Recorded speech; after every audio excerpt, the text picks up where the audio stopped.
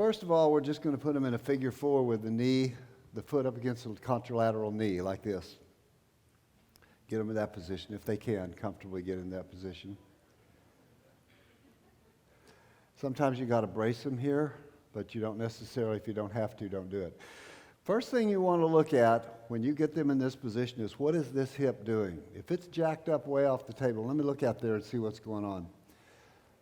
See if I see any hip capsules. There's one right there.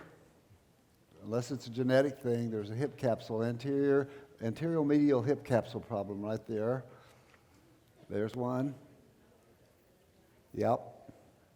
4 or 5 people out there that. So what I do is I really want to see if it's something that's fixable. And anterior medial is where it likes to. The cartilage likes to degrade first and chip off the labrum too. So if you get in here like this with both hands, fingers pointing back toward you, get your elbows together like this. You take up, it sounds like a lot, but it's not, 30 to 40 pounds of pressure. Push on a scale and see how much that is. It's not that much. Hold that pressure and then drop your body weight to spring. That takes out the slack. Basically, all you're doing is taking out the slack of the joint and then testing the ability of that joint to move.